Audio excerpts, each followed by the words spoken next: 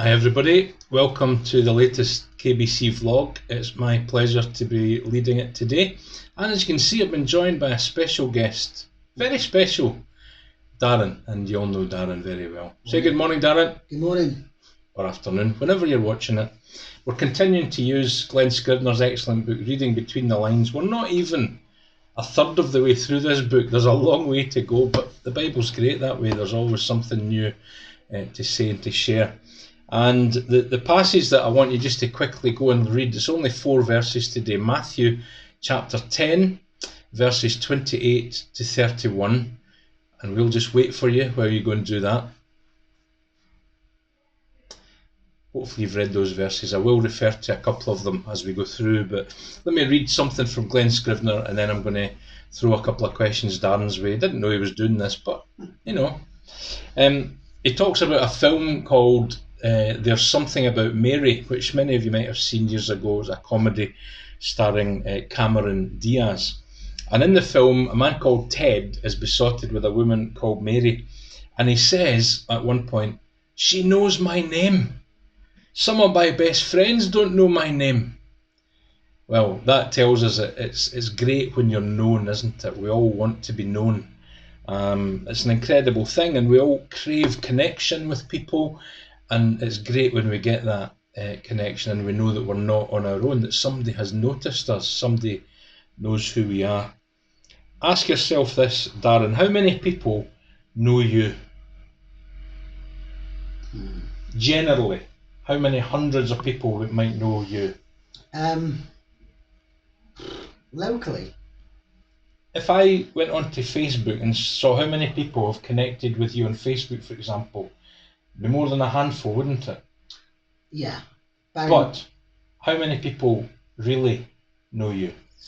Yeah, there's a difference. So I'm a twin, and growing up locally, people will say, "Oh, Justin's brother."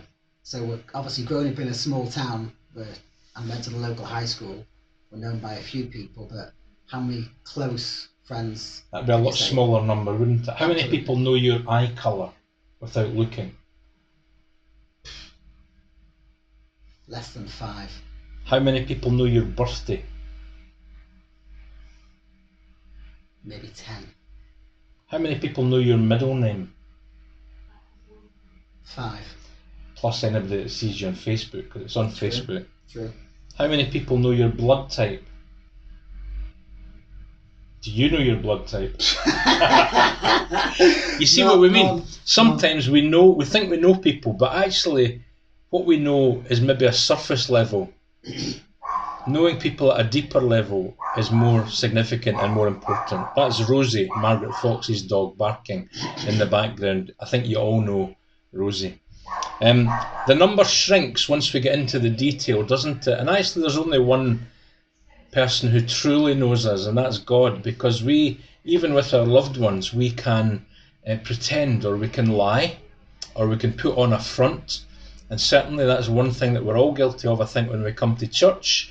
Sometimes we can do that thing of wearing masks, and when people ask us how we are, and we give that Christian answer, "Fine, thank you."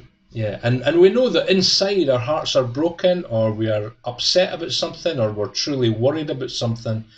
And so we should really ban the word fine in church, because we know probably that there's a deeper thing going on under the surface. This is what Jesus says in those verses that I asked you to look up. "Are not 2 sparrows sold for a penny? And yet not one of them will fall to the ground outside your Father's care. And even the very hairs on your head are all numbered. So don't be afraid. You are worth more than many sparrows." Now, between Darren and I, we don't probably give God a lot of sleepless nights counting our hair.